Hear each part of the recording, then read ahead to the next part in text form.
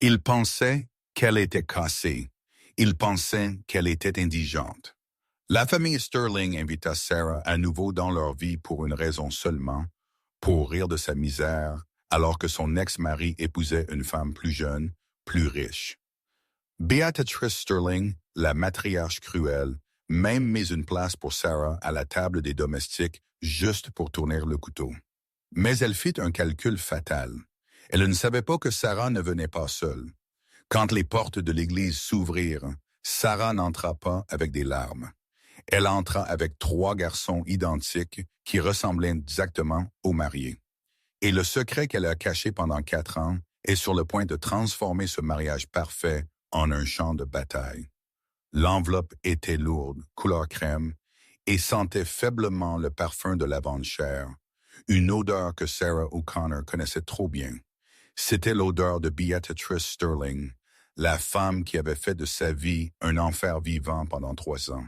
Sarah se tenait dans le foyer de son penthouse moderne, au mur de verre au centre-ville de Seattle, tournant l'enveloppe dans ses mains. La calligraphie était impeccable. Encre dorée chatoyante sous la lumière du lustre. Monsieur Liam Sterling et Mademoiselle Tiffany Banks demandent l'honneur de votre présence. Sarah laissa échapper un rire sec, sans humour. Liam, l'homme qui avait promis de l'aimer pour toujours, seulement pour rester silencieusement, tandis que sa mère Béatrice la dépeçait morceau par morceau. Liam, qui avait signé les papiers de divorce 4 ans plus tôt, sans même la regarder dans les yeux, lui tendant un chèque de règlement pitoyable que Béatrice avait jeté à ses pieds, comme si elle payait une femme de chambre. « Maman, c'est de qui ça? » Sarah regarda en bas. Tirant sur son pantalon de pyjama en soie était Léo, un de ses triplés de 4 ans. Derrière lui, Sam et Max construisaient une forteresse de coussins sur le tapis du salon. Ils avaient les yeux de Liam, ce bleu glacial perçant, et ses cheveux foncés ondulés. Mais ils avaient le menton de Sarah, son entêtement et son cœur. « C'est juste du courrier indésirable, chérie, » dit Sarah doucement, ébouriffant les cheveux de Léo. « Va jouer avec tes frères. » Elle entra dans la cuisine et jeta l'invitation sur l'îlot de marbre. Son assistante, une femme à l'esprit vif nommée Chloé, leva les yeux de sa tablette. « Laisse-moi deviner, » dit Chloé, lorgnant le lettrage doré. « Les Sterlings? » Béatrix, Sarah corrigea, se versant un verre d'eau pour calmer le soudain bouillonnement dans son estomac. « Elle m'a invité au mariage de Liam. C'est samedi prochain au domaine Sterling, dans les Hamptons. » Chloé ricana. « Pourquoi ne t'ont-ils pas mise dehors avec rien d'autre qu'une valise? Pourquoi voudraient-ils que tu sois là pour jubiler? » Sarah dit, sa voix se durcissant. « Béatrice veut me montrer ce que j'ai manqué. Elle veut me frotter au visage que Liam épouse Tiffany Banks, la fille du sénateur. Vieil argent. Le genre de fille que Béatrice a toujours voulu pour lui. Elle pense que je suis toujours la serveuse fauchée, en difficulté que Liam a rencontrée il y a 5 ans. Elle n'a aucune idée. » Sarah marcha vers la fenêtre, regardant la ligne d'horizon de la ville. 4 ans auparavant, elle avait quitté le domaine Sterling dans une berline rouillée en 51, terrifiée. Elle n'avait pas dit à Liam pour les bébés. Pourquoi le ferait-elle? Béatrice l'avait accusée d'être une croqueuse de diamants, de piéger Liam. Si elle avait révélé la grossesse, alors Béatrice aurait soit pris les enfants, soit s'assuré que Sarah ne verrait jamais un sou de soutien, tout en faisant de sa vie un cauchemar légal. Alors Sarah avait fui. Elle avait lutté, mais elle avait aussi survécu. Et puis elle avait prospéré. Elle avait utilisé le reste de ses économies pour démarrer une petite entreprise de marketing boutique. Cela avait été épuisant, travaillant des journées de 18 heures avec 3 nouveau-nés attachés à sa poitrine. Mais ensuite vint la percée, une campagne virale pour un géant de la technologie qui l'a mis sur la carte. Puis une autre, puis une fusion. Maintenant, Sarah O'Connor n'était pas juste une serveuse. Elle était la PDG de O'Connor et Associés, une des agences de branding les plus recherchées de la côte ouest. Sa valeur nette triplait probablement la fortune déclinante de la famille Sterling, bien qu'ils ne le savaient pas. Pour eux, les Sterling étaient toujours la royauté et elle était toujours la paysanne. Son téléphone vibra, un texte d'un numéro inconnu. « J'espère que tu as reçu l'invitation. » Mère insista. « Nous avons pensé que tu pourrais utiliser un repas gratuit. Le code vestimentaire est cravate noire, mais essaie de faire de ton mieux. » Liam, Sarah fixa l'écran. Ce n'était pas Liam. Liam était faible, mais il n'était pas cruel. Ce texte avait Béatrice écrit partout dessus. « Il pense que je meurs de faim, » Sarah murmura, un sourire lent et dangereux se répandant sur son visage. Chloé regarda sa patronne, reconnaissant ce regard. C'était le regard que Sarah avait juste avant qu'elle ne clôture un accord de plusieurs millions de dollars. « Sarah, à quoi penses-tu? » Sarah ramassa l'invitation à nouveau. Elle passa son doigt sur la date en relief. « Ils veulent un spectacle, » Sarah dit, sa voix tombant à un murmure. Ils ont invité l'ex-femme pour l'humilier, pour la faire asseoir à l'arrière et rire. Béatrice veut prouver qu'elle a gagné. Elle se tourna pour regarder les garçons qui riaient maintenant, alors qu'ils renversaient le fort de coussins. 3 beaux héritiers en bonne santé au nom Sterling gardés secrets pendant 4 longues années. Chloé et Sarah dit sèchement, « Libère mon emploi du temps pour le week-end prochain et appelle le styliste. J'ai besoin d'une robe. Pas juste une robe. J'ai besoin d'une arme faite de soie. » « Et les garçons? » demanda Chloé. Sarah regarda ses fils. « Fais-leur faire des costumes sur mesure. Si Béatrice veut une réunion de famille, je pense qu'il est temps qu'elle rencontre ses petits-fils. » Le domaine Sterling dans les Hamptons était exactement comme Sarah s'en souvenait, ostentatoire, imposant et froid. La pelouse étendue était manucurée à un cheveu près. Une tente blanche massive avait été érigée près des falaises surplombant l'océan, ornée de milliers de roses blanches. C'était une démonstration de richesse destinée à intimider. À l'intérieur de la suite de préparation, Béatrice Sterling ajustait son collier de diamants dans le miroir. Elle avait 60 ans, mais avec assez de chirurgie pour passer pour une cinquantaine figée. Ses yeux étaient vifs, prédateurs. « Est-elle ici? » Béatrice demanda, ne se retournant pas. Liam, debout près de la fenêtre dans son smoking, semblait pâle. Il fit tourner un verre de scotch, sa main tremblant légèrement. « Je ne sais pas, mère. Je pense toujours que c'était une mauvaise idée. Pourquoi inviter Sarah? C'est mesquin. C'est une clôture, Liam. » Béatrice claqua, se tournant pour lui faire face, et c'est un rappel. Tiffany est parfaite. Elle vient d'une bonne lignée. Elle apporte des connexions. Sarah était une erreur, une tache sur notre histoire. Je veux que tu la voies aujourd'hui dans sa robe de grand magasin bon marché, l'air fatigué et vieux. Et je veux que tu réalises combien je t'ai sauvé. Elle n'a pas répondu au texte, marmonna Liam. Peut-être qu'elle ne viendra pas. Elle viendra, Béatrice ricana. Les gens comme elle ne refusent jamais un bar ouvert et une chance de côtoyer l'élite. Je l'ai mise à la table 19 près des portes de la cuisine à côté de la salle de bain. Liam soupira, regardant les invités arrivant en Bentley et Rolls-Royce. Il aimait Tiffany. Bien sûr, elle était belle, sûre, et sa mère l'approuvait. Mais une petite partie de lui pensait toujours à Sarah.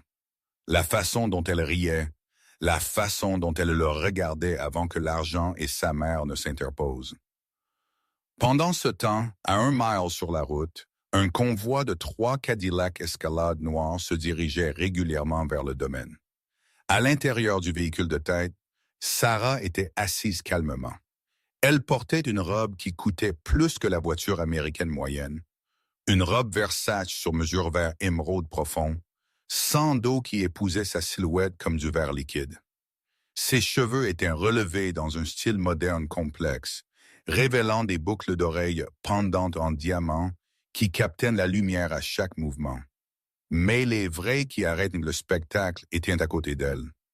Léo, Sam et Max étaient assis dans leur siège auto, ressemblant à des princes miniatures. Ils portaient des smokings en velours assortis, Léo en bleu nuit, Sam en bordeaux profond, et Max en vert forêt.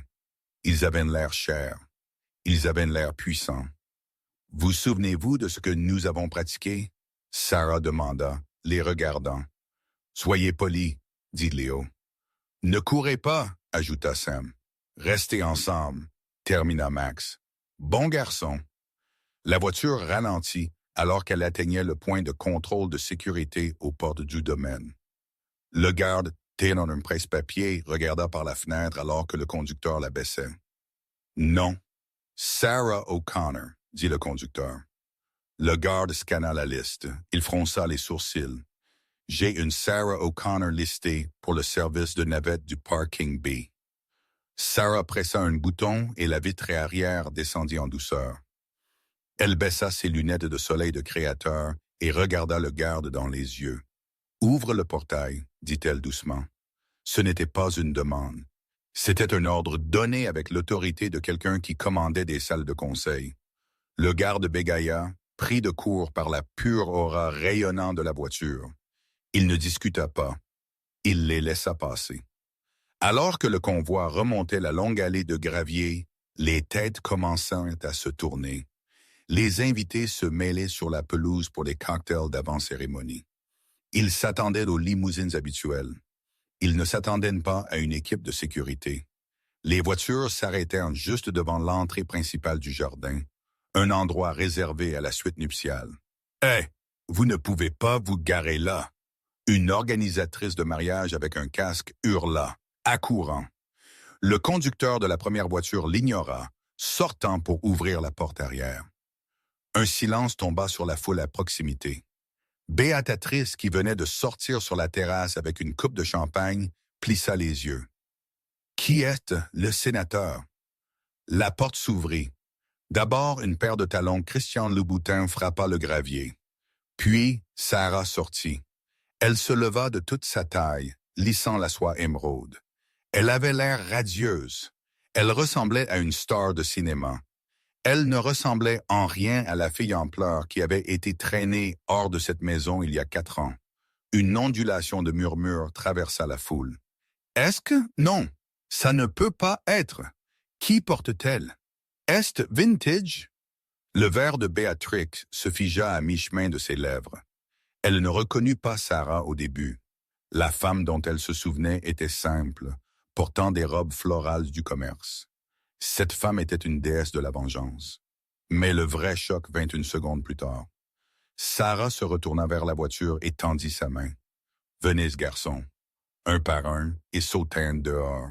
Léo, même. La foule haleta audiblement. C'était indéniable. Les cheveux foncés, la mâchoire, et quand ils levèrent les yeux, clignant dans la lumière du soleil, 3 paires d'yeux bleus Sterling scannèrent dans la foule. Ils étaient des copies carbone de Liam Sterling à 4 ans. Béatrice laissa tomber sa coupe de champagne. Elle se brisa sur la terrasse en pierre, le son résonnant dans le silence soudain.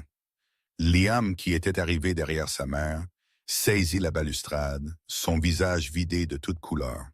Il regarda les garçons, puis Sarah, puis de nouveau les garçons. Le calcul le frappa comme un coup physique. 4 ans. Sarah ajusta le nœud papillon de Max, puis leva les yeux vers la terrasse. Elle croisa le regard de Béatrice. Elle ne sourit pas. Elle ne fit pas de signe de la main. Elle regarda juste avec une intensité froide et calme qui envoya un frisson le long de l'épine dorsale de Béatrix. Sarah prit les mains de ses fils, 2 d'un côté, 1 de l'autre, et commença à marcher vers les sièges de la cérémonie. La foule se sépara pour elle comme la mer Rouge. « Maman », Léo murmura fort, sa voix portant dans ce silence. « C'est le papa dont tu nous as parlé? Celui sur le balcon. » Sarah ne leva pas les yeux. « Nous sommes juste ici pour regarder un spectacle, bébé. » Continue de marcher. Elle ne se dirigea pas vers la table 19 près des salles de bain. Elle marcha directement vers le premier rang, le côté désigné pour la famille du marié. Un huissier, un jeune homme qui semblait terrifié, se plaça sur son chemin. « Monsieur, maman, ceci est réservé à la famille immédiate. » Sarah le regarda, puis fit un geste vers les 3 garçons debout à côté d'elle, qui regardaient actuellement l'hôtel avec des expressions ennuyées. « Je pense que vous trouverez, Sarah dit, sa voix douce comme du velours, mais tranchante comme un rasoir, qu'il n'y a personne ici de plus immédiat que ses fils. » Elle s'assit, et le mariage du siècle commença à s'effondrer avant même que la première note de la marche nuptiale ne soit jouée. L'air au premier rang était si épais de tension qu'on aurait dit qu'il pouvait briser une poutre d'acier.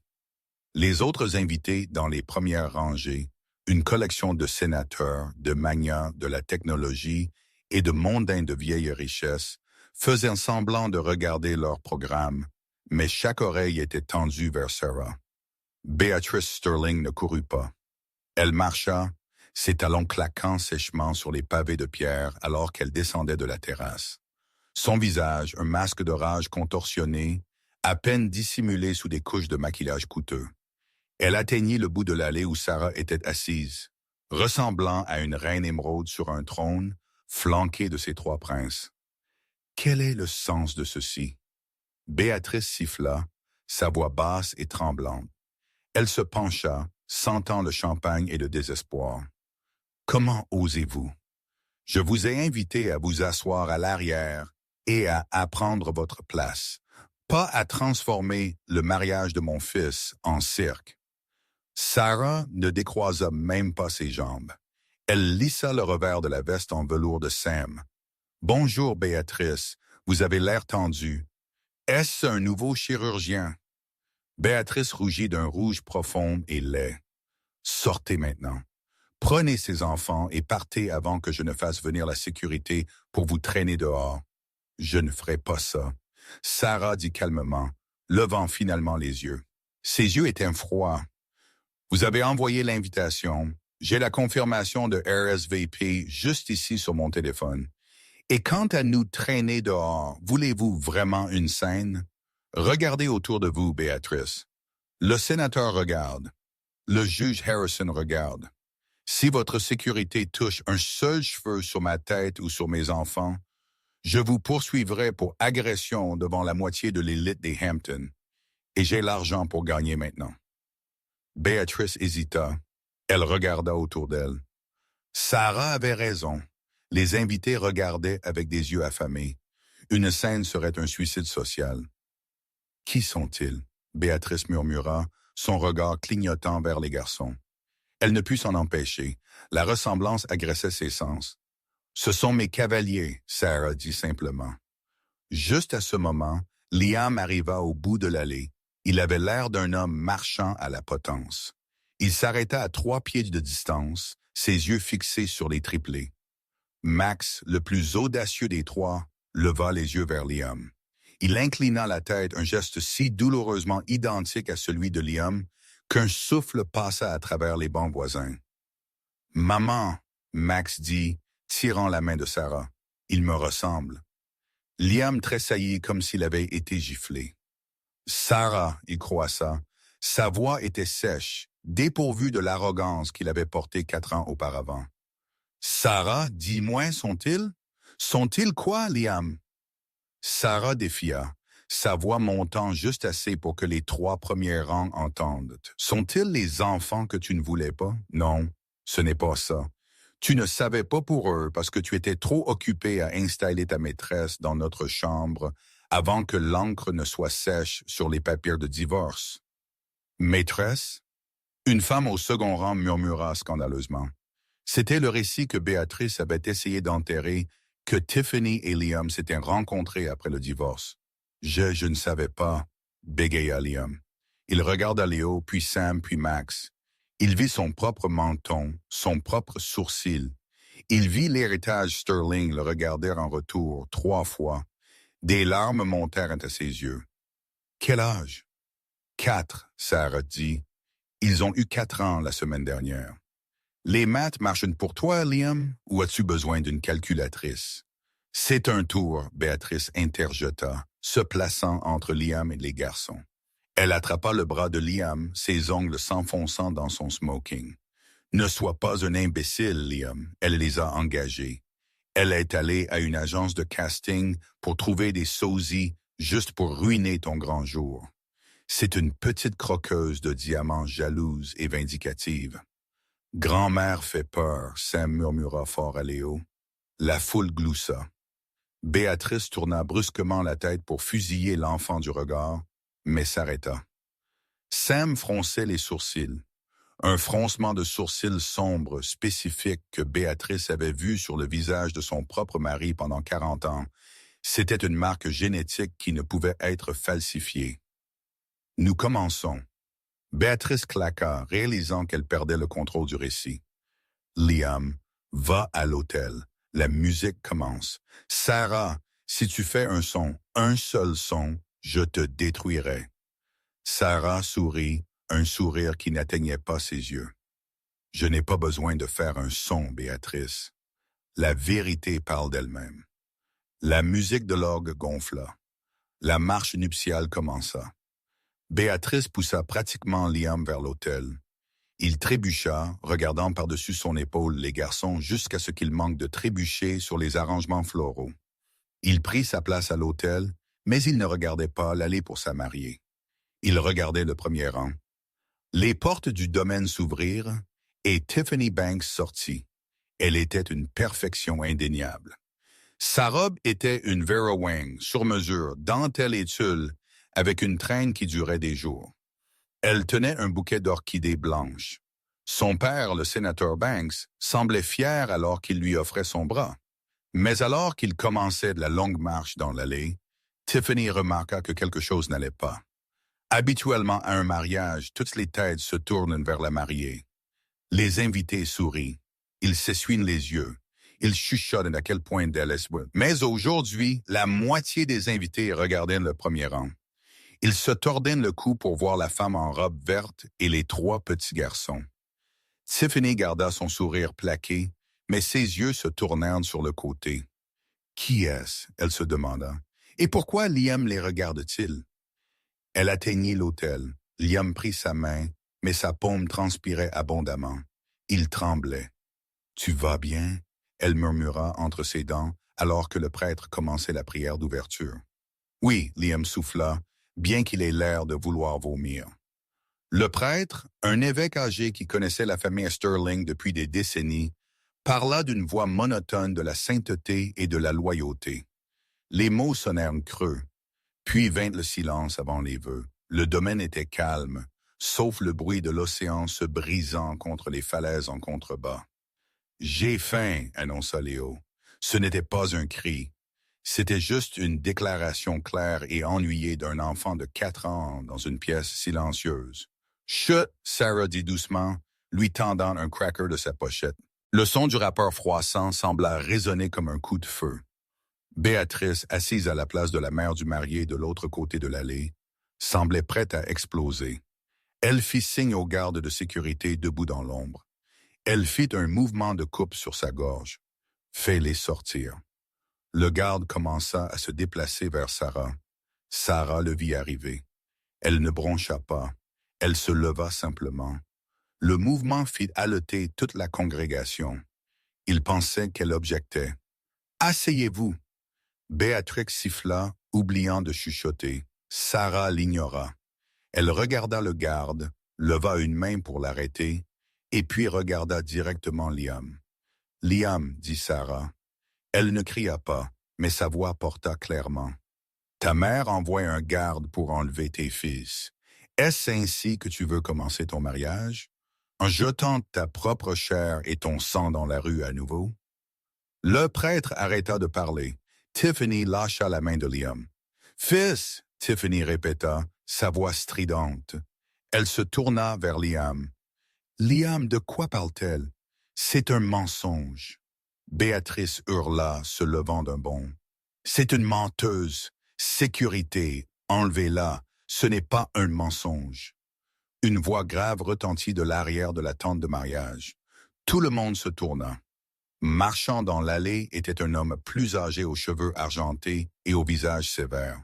C'était le Dr. Alistair Sterling, l'oncle de Liam, le mouton noir de la famille qui avait été brouillé avec Béatrice pendant des années. Il était un généticien renommé. « Oncle Alistair », Liam murmura. J'ai vu les garçons sur le parking, Alistair dit, marchant vers l'avant. Il s'arrêta et regarda les triplés. Et je reconnais la condition Sterling quand je la vois. Il pointa les garçons. Hétérochromie aérienne, partielle. Sarah hocha la tête. Elle toucha le visage de Léo. Montre-leur, bébé. Léo cligna des yeux. Sous la lumière vive du soleil, c'était visible. Son œil gauche était d'un bleu perçant, mais il y avait une tache distincte d'or dans l'iris. Liam là, dit Alistair, se tournant vers la foule. Mon père l'avait. C'est un trait génétique rare spécifique à notre lignée sanguine. À moins que cette femme n'ait réussi à trouver 3 enfants acteurs qui se trouvent tous avoir le rare défaut oculaire Sterling. Ce sont tes enfants, Liam. Le silence qui suivit fut absolu. Tiffany recula, son voile tremblant. Elle regarda les yeux de Liam, les yeux dont elle était tombée amoureuse, et puis regarda les garçons. La tache dorée. Elle était là. « Tu as des enfants, Tiffany murmura. Des triplés, et tu ne me l'as pas dit. » « Je ne savais pas, Liam pleura, sa défense s'effondrant. Elle est partie, elle ne m'a jamais dit. Parce que ta mère menaçait de me détruire si je ne partais pas. Sarah intervint, sa voix aiguë et autoritaire. Parce qu'elle m'a dit que j'étais une ordure. Parce qu'elle m'a dit que tu ne m'avais jamais aimé. J'étais enceinte, Liam. J'avais peur. Et je savais que si Béatrice le découvrait, elle les aurait pris et les aurait élevés pour être comme elle, froid, sans cœur et cruel.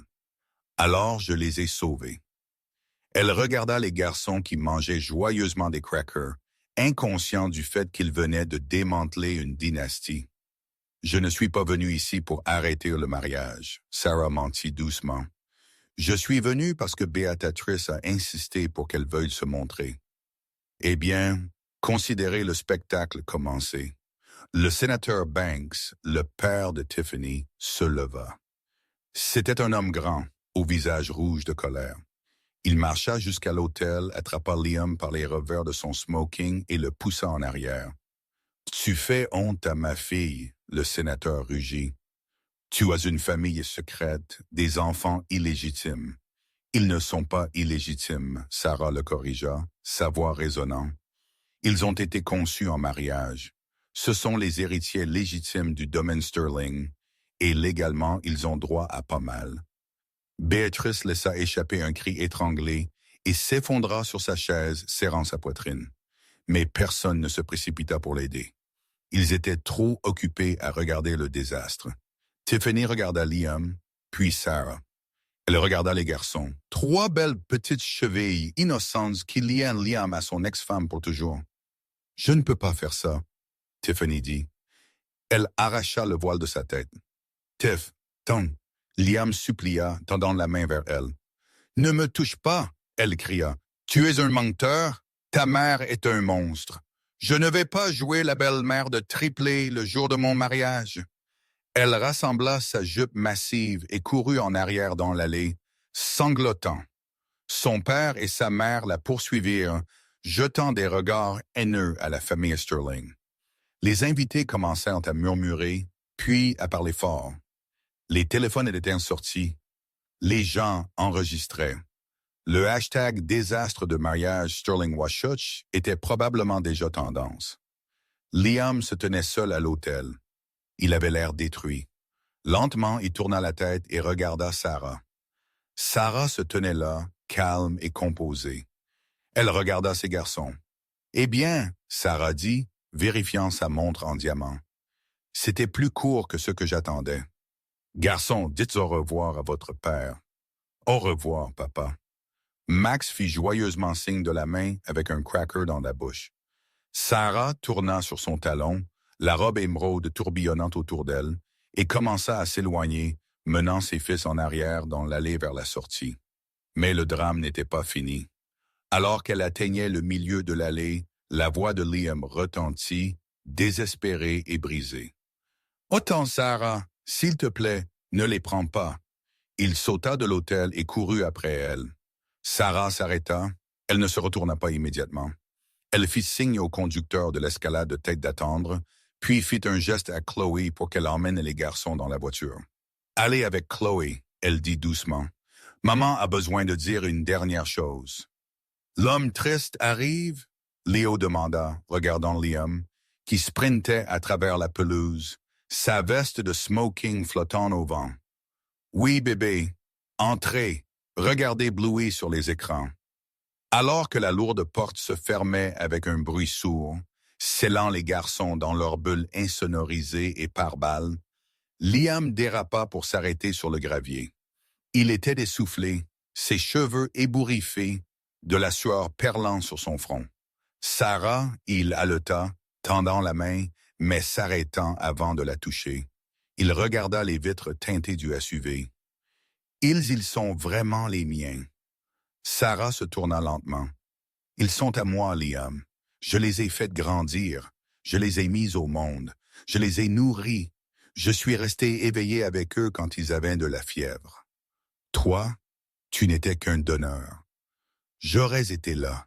Liam pleura, sa voix se brisant. « Si j'avais su, si tu avais su, ta mère aurait forcé un test de paternité avant même qu'il ne soit né. » Sarah dit froidement. « Elle m'aurait traîné en justice. Elle m'aurait tellement stressé que j'aurais pu les perdre. Je n'allais pas risquer leur vie pour ton ego. » Béatrice arriva un instant plus tard, flanquée de 2 gardes de sécurité, mais elle ne criait plus. Elle haletait, son visage un masque de calcul. Elle regarda les SUV de luxe, les regarda vraiment pour la première fois. Elle remarqua l'équipe de sécurité. Elle remarqua les bijoux de Sarah. « Tu as caché mes petits-fils », Béatrice dit, sa voix basse et dangereuse. « Tu as volé les héritiers Sterling. » « J'ai protégé mes enfants d'un environnement toxique », Sarah corrigea. Béatrice redressa sa colonne vertébrale, lissant sa robe. Le requin tournait. « Eh bien, le secret est sorti maintenant, et vous ne pouvez pas les nous cacher. Ce sont des Sterling. Ils appartiennent au domaine. Ils doivent être élevés avec leur héritage, pas où que vous les fassiez vivre. Ils vivent dans un penthouse surplombant la Space Needle. » Sarah dit sèchement. « Ils se portent très bien. » Béatrice laissa échapper un rire moqueur. « S'il vous plaît. Je vous connais, Sarah. Vous vivez probablement avec des cartes de crédit et un misérable règlement de pension alimentaire, essayant d'avoir l'air riche pour nous impressionner.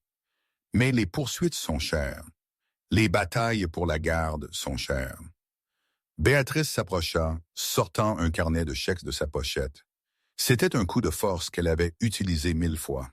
« Soyons raisonnables », Béatrice dit, cliquant son stylo. « Vous êtes une serveuse dans l'âme. Vous voulez de la sécurité? Bien. Je vous écrirai un chèque tout de suite pour 5 millions de dollars. En échange, vous cédez la garde complète à Liam. Vous pouvez avoir des droits de visite, supervisés, bien sûr, week-end, jours fériés. » Liam regarda sa mère, choqué. « Mère, tu ne peux pas simplement les acheter. »« Calme-toi, Liam. » Béatrix claqua. « Je répare ton gâchis. » Elle regarda Sarah. « 5 millions. Tu peux recommencer. Trouver un homme gentil de ton niveau. Laisse l'éducation de l'élite à nous. » Sarah fixa le carnet de chèques, puis elle commença à rire. Ce n'était pas un rire amer. C'était un rire amusé et sincère. « 5 millions? » Sarah demanda, inclinant la tête. « Béatrice, c'est adorable. 10 millions? » Béatrice compta, ses yeux se rétrécissant. « Ne force pas ta chance. » Sarah fit un pas en avant, envahissant l'espace personnel de Béatrix. L'odeur de son parfum cher submergea la haleine de champagne de Béatrix. « Béatrice, j'ai gagné 10 millions de dollars mardi dernier avant le déjeuner. » Sarah murmura. Béatrice se figea. « Quoi? » « Ma compagnie, O'Connor et Associés, vient de gérer le rebranding pour la nouvelle fusion Quantum Tech. Ma valeur nette personnelle est actuellement d'environ 80 millions de dollars et elle grimpe. » Sarah tendit la main et arracha doucement le carnet de chèques des mains stupéfaites de Béatrix.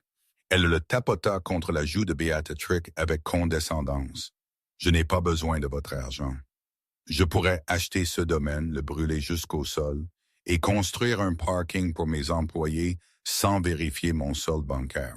Alors, gardez votre chèque. Vous en aurez besoin pour les frais juridiques. Sarah se tourna vers Liam, dont la mâchoire était pratiquement sur le gravier.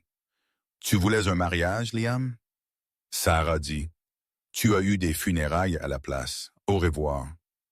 Elle se retourna et monta dans le SUV. Sarah, Liam cria, frappant à la fenêtre alors que la voiture démarrait. Sarah, s'il te plaît, je veux les connaître. La voiture ne s'arrêta pas. Le convoi descendit en douceur l'allée, soulevant de la poussière, laissant la famille Sterling debout dans les ruines de leur jour parfait. Les retombées furent nucléaires. Le lundi matin, les photos des triplés étaient en couverture de tous les tabloïds du pays. Triplé Sterling secret s'écrase au mariage était le titre du New York Post. La vengeance de l'ex-femme hurlait TMZ. Le téléphone de Sarah sonnait sans arrêt, mais elle avait une équipe pour ça. Elle était assise dans son bureau à Seattle, regardant les projections numériques pour ses bénéfices du T3. Elle était calme. Beatrice Sterling, cependant, était en guerre. Humiliée et exposée, Beatrice fit la seule chose qu'elle savait faire. Attaquer. Le mercredi, Sarah reçut des papiers, requête d'urgence pour la garde. Sterling so Connor. Beatrice et Liam poursuivaient pour la garde complète, alléguant l'aliénation parentale, la fraude et la détresse émotionnelle. Ils affirmèrent que Sarah était inapte parce qu'elle avait malicieusement dissimulé l'existence des enfants. C'était un cas faible, et ils le savaient. Mais la stratégie de Beatrix était toujours de saigner l'adversaire à blanc. Elle engagea les requins les plus agressifs de New York, le cabinet Blackwood et Associés. Sarah lut les papiers à son bureau, sirotant un smoothie vert. « Ils veulent une guerre », Sarah murmura. « Ils ont programmé une déposition pour vendredi, Claudie, regardant le calendrier. Ils vous veulent à New York. Ils essaient de perturber votre entreprise. » « Réserve le jet, » Sarah dit, « et appelle mon avocat. Dis-lui d'apporter le dossier rouge. » Vendredi, la déposition. La salle de conférence de Blackwood et associée à Manhattan était tapissée d'acajou et sentait l'intimidation. Beatrix était assise en bout de table, l'air suffisant. Liam était assis à côté d'elle, l'air fatigué et mal rasé. Il n'avait pas dormi depuis des jours. Sarah entra apportant un tailleur pantalon blanc qui coûtait plus cher que la voiture de l'avocat. Elle s'assit en face d'eux. Mademoiselle O'Connor, l'avocat de Beatrix, commença. Un homme nommé M. Thorne avec un sourire de vipère. Vous admettez que vous avez sciemment caché l'existence de 3 enfants à leur père biologique. J'admets que j'ai protégé mes enfants d'une famille avec un historique documenté d'abus émotionnels. Sarah dit calmement, fixant Beatrix. Objection, Thorne dit. Spéculation. Ce n'est pas de la spéculation, Sarah dit, glissant d'un dossier sur la table. C'est un dossier public. Le divorce de Beatrix avec son premier mari, les ordonnances de restriction, les témoignages de 3 anciennes nourrices détaillant l'abus verbal. Béatrice serait dit. C'est hors de propos. L'Est? Sarah demanda. Nous discutons des meilleurs intérêts des enfants, n'est-ce pas? Un juge pourrait trouver très pertinent que la grand-mère cherchant la garde a un historique d'enfermer les enfants dans des greniers pour la discipline. Liam se tourna vers sa mère. « Tu as fait quoi? » Élément, Béatrice hurla. « J'ai l'affidavit. » Liam, Sarah dit doucement, « de ta vieille nounou. Madame Higgins, tu te souviens d'elle? Celle que tu aimais? Celle que Béatrice a renvoyée parce qu'elle te serrait trop fort dans ses bras? » Liam pâlit. Il se souvenait de Madame Higgins. Il se souvenait d'avoir pleuré quand elle est partie. « C'est une campagne de diffamation. » M. Thorne interrompit, essayant de reprendre le contrôle. « Mon or, le fait demeure. Les Sterling sont une dynastie établie. Ils peuvent fournir des opportunités, une éducation, des connexions, un héritage que vous ne pouvez tout simplement pas. Vous dirigez une entreprise de marketing. Les Sterling ont construit les chemins de fer de ce pays. Sarah rit. Les Sterling ont vendu les chemins de fer en 1995 et d'après ce que mon équipe financière forensique me dit, l'argent s'épuise. La pièce devint silencieuse. Les yeux de Béatrix exorbitèrent. « Comment osez-vous? Ai-je tort? » Sarah demanda, se penchant en avant. « J'ai fait quelques recherches. Vous vouliez une guerre, Béatrice, alors j'ai fait ma reconnaissance. Le domaine Sterling est endetté jusqu'au cou. Vous avez pris une deuxième hypothèque pour payer le mariage. Le mariage qui n'a pas eu lieu d'ailleurs. Vos investissements dans le pétrole. Coulé. Votre manque de liquidité. Vous vous noyez. » Sarah se leva et fit le tour de la table. « Vous ne m'avez pas poursuivi parce que vous aimez ces garçons. Vous m'avez poursuivi parce que vous avez besoin d'un air. Vous avez besoin d'accès à mon argent, ou du moins au fonds fiduciaire auquel les garçons auraient droit de la succession du grand-père de Liam s'ils sont sous votre garde. » Liam regarda sa mère avec horreur. « Mère, est-ce vrai? Est-ce pour ça que tu voulais la poursuite pour la garde? » Béatrice refusa de le regarder. Elle regarda droit devant, ses mains tremblant. « J'ai une offre, » Sarah dit, debout derrière la chaise de Liam. « Nous ne voulons pas de ton argent, » Béatrix cracha. « Oh, ce n'est pas pour vous, » Sarah dit. Elle posa sa main sur l'épaule de Liam. « Liam, je suis prête à vous permettre de voir les garçons. » La tête de Liam se redressa. « C'est à mes conditions, » Sarah dit sévèrement. « Pas d'avocat, pas de Béatrice.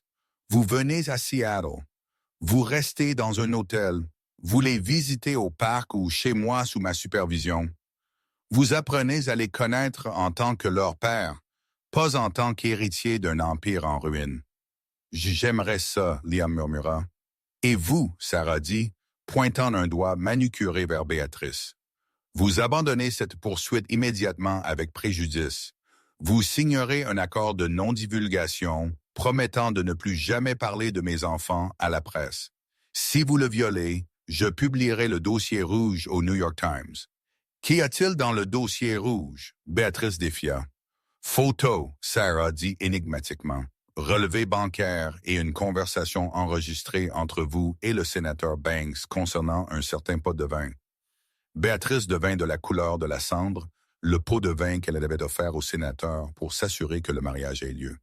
Si ça se savait, ce n'était pas juste un scandale, c'était de la prison. « Signe les papiers, mère, » Liam dit doucement. Il se leva. « Signe-les. »« Liam, tu jettes ton héritage, » Béatrice cria. « Mon héritage est à Seattle, » Liam dit. « Mon héritage est 3 petits garçons que je ne connais même pas. » Liam regarda Sarah. « Je signerai. J'abandonnerai la poursuite. Je veux juste les voir. » Sarah hocha la tête. « Alors nous avons un accord. » Elle se tourna pour partir, mais s'arrêta à la porte. « Oh, et Béatrice !» La vieille femme leva les yeux, brisée et vaincue. « J'ai acheté la reconnaissance de dette sur votre domaine ce matin. » Sarah sourit. « Vous vivez techniquement dans ma maison maintenant. Ne vous inquiétez pas, je ne vous expulserai pas encore. Gardez juste la pelouse tondue. » Sarah sortit, laissant la porte ouverte.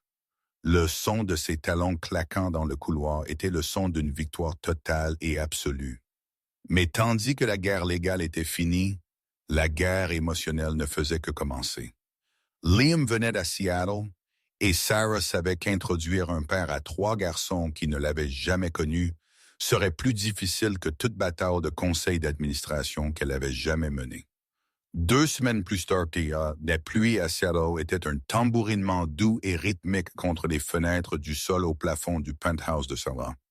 C'était un contraste frappant avec la perfection ensoleillée et manucurée des Hamptons, mais pour Sarah, cela sonnait comme chez soi.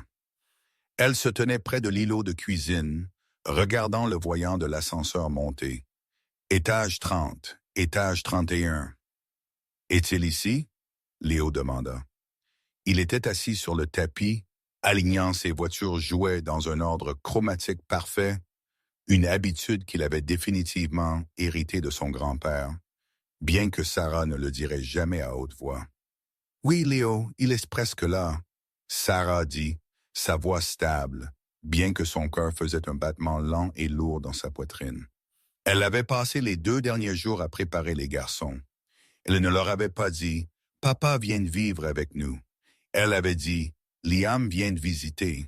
Il laisse votre père et il veut jouer. » Elle garda les attentes basses. Si Liam se défilait ou s'il était maladroit et froid comme sa mère, elle ne voulait pas que leur cœur soit brisé. L'ascenseur tinta.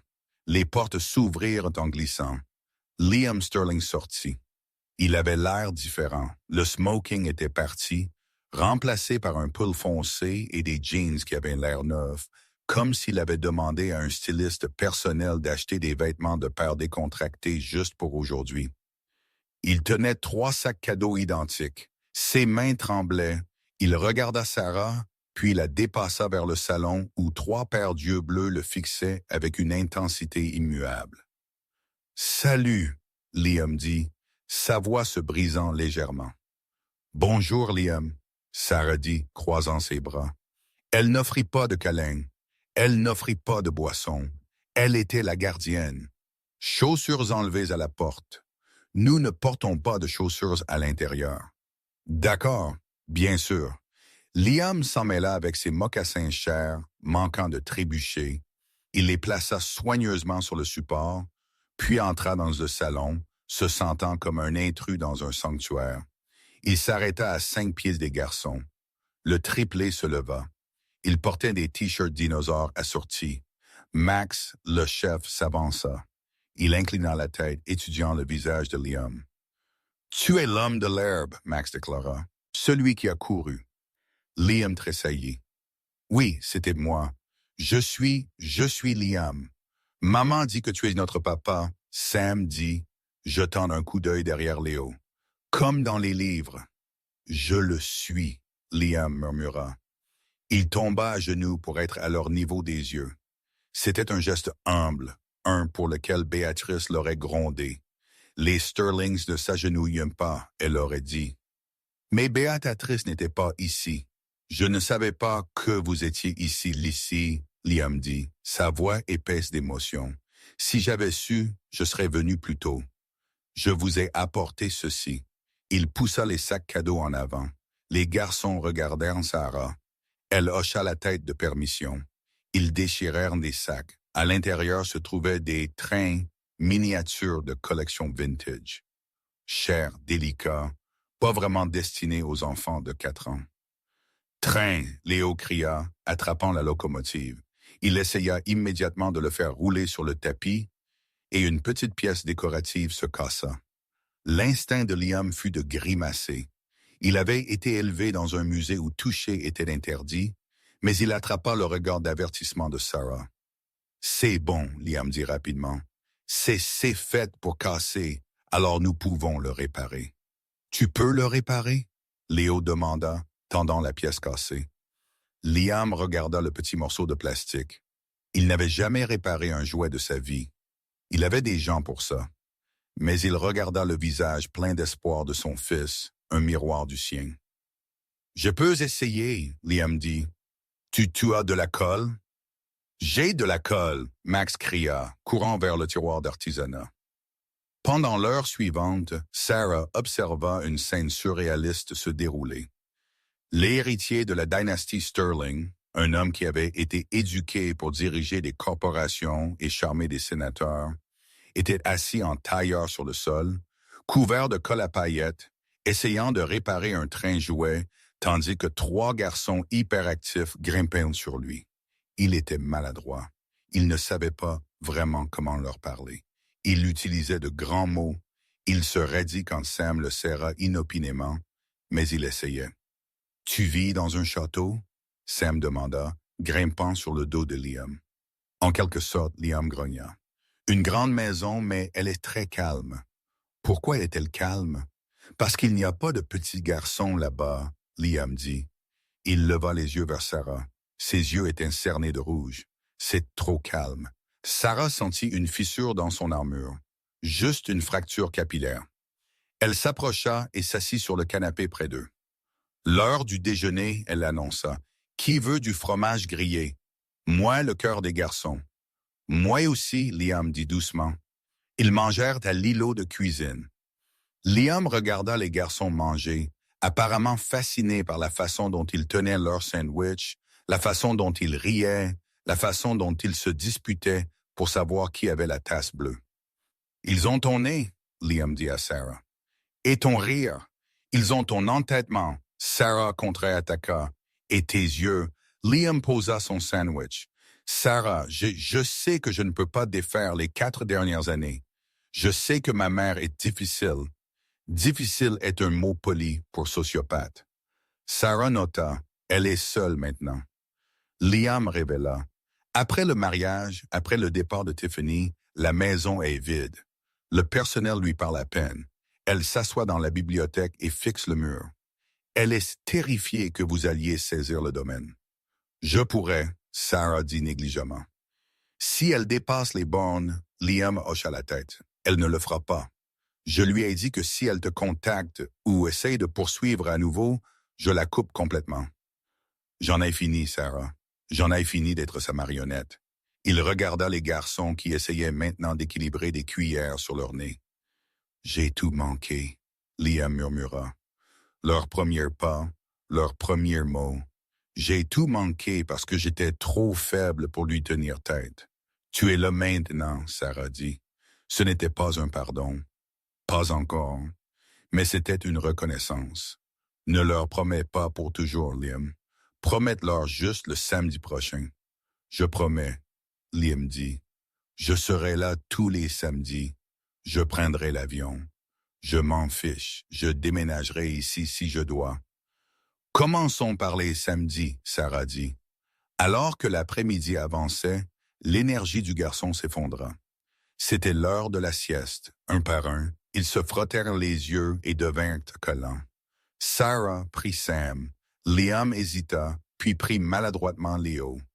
Léo posa sa tête sur l'épaule de Liam instantanément, son pouce allant dans sa bouche. Liam se figea. Il regarda le petit pois chaud contre sa poitrine. Une larme s'échappa de son œil et traça à travers les paillettes sur sa joue. Il tint Léo plus fort, sentant l'odeur de shampoing pour bébé et de lait.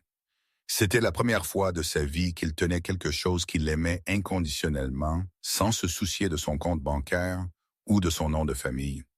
Ils portèrent les garçons à leur chambre et les bordèrent. Liam se tenait dans l'embrasure de la porte, les regardant dormir. « Merci, » il murmura à Sarah, pour ne pas me les avoir cachés. « Vous aviez tout à fait le droit. Je ne l'ai pas fait pour vous, » Sarah lui rappela. « Je l'ai fait pour eux. Chaque garçon a besoin de savoir d'où il vient, même s'il choisit d'aller ailleurs. » Ils retournèrent à l'ascenseur. Liam remit ses chaussures. Il avait l'air épuisé, couvert de colle, ses cheveux en désordre. Il avait l'air mieux que jamais dans un smoking. « Même heure la semaine prochaine ?» Liam demanda, l'anxiété rampant de nouveau dans sa voix. Sarah le regarda. Elle vit l'homme qu'elle avait autrefois aimé, enterré sous des années de traumatisme et d'attente, essayant finalement de se frayer un chemin. « Même heure, » Sarah dit, et Liam apporte des Legos la prochaine fois. Il déteste les trains. Liam rit. Un vrai rire sincère, noté. Les portes de l'ascenseur se fermèrent et Sarah fut laissée seule dans le silence de son penthouse. Elle marcha vers la fenêtre et regarda la ligne d'horizon grise de Seattle. Elle pensa à Beatrice seule dans son manoir froid et vide de l'autre côté du pays, serrant un carnet de chèques qui n'avait aucun pouvoir ici. Elle pensa à Tiffany, qui avait évité une balle, et elle pensait à elle-même. 4 ans auparavant, elle avait été une victime. Elle avait été une fugueuse. Aujourd'hui, elle était la PDG, la mère et la victorieuse. Elle n'avait pas seulement survécu à la famille Sterling, elle les avait vaincus. Elle avait élevé les héritiers du trône, mais elle les avait élevés pour être des rois de leur propre création. Sarah sourit, prit une gorgée de son café maintenant froid et alla vérifier ses emails. L'Empire n'allait pas se gérer tout seul. L'histoire de Sarah O'Connor et des triplés Sterling ne s'est pas terminée par un mariage ou une poursuite. Elle s'est terminée par une victoire tranquille. Au cours de l'année suivante, la dynamique changea de façon permanente. Liam devint une figure régulière à Seattle, apprenant lentement à être un père plutôt qu'un financier. Il y déménagea finalement de façon permanente, laissant derrière lui les couloirs toxiques du domaine Sterling. Béatrice resta dans les Hamptons, une reine dans un château en ruine, vivant de l'allocation que son fils fournissait et de la miséricorde que son ex-belle-fille accordait. Elle n'a jamais rencontré des garçons. Sarah ne le permit jamais et Liam ne demanda jamais. Les garçons grandirent en sachant qu'ils étaient aimés, non pour leur nom, mais pour qui ils étaient. Ils avaient les yeux de leur père, mais ils avaient le feu de leur mère. Et Sarah, elle continua de monter. Elle prouva que la meilleure vengeance n'est pas crier ou se battre. La meilleure vengeance est de vivre si brillamment et si heureusement que les gens qui ont essayé de vous détruire ne deviennent rien de plus qu'une note de bas de page dans votre biographie. Elle n'avait pas besoin de la fortune Sterling. Elle avait construit la sienne. Et à la fin, ce fut le coup de force ultime. Wow! Parler d'une fin satisfaisante. Je pense que nous pouvons tous être d'accord que Sarah est la patronne ultime pour comment elle a géré Béatrice. Cela montre juste que vous ne devriez jamais sous-estimer quelqu'un juste parce qu'il est en mauvaise passe. Si vous avez apprécié cette histoire de vengeance, de rédemption et de triplé secret, veuillez écraser ce bouton « J'aime ». Cela aide vraiment la chaîne à grandir. Qu'auriez-vous fait si vous étiez Sarah? Auriez-vous laissé Liam voir soin les enfants ou les auriez-vous gardés secrets pour toujours? Faites-moi savoir dans les commentaires ci-dessous. Je lis chacun d'eux. Et n'oubliez pas de vous abonner et de cliquer sur l'icône de la cloche pour ne jamais manquer la prochaine histoire juteuse. J'ai une histoire folle qui arrive la semaine prochaine à propos d'un milliardaire qui s'est infiltré comme concierge dans sa propre entreprise. Vous ne voudrez pas la manquer. Merci d'avoir regardé et je vous verrai dans la prochaine.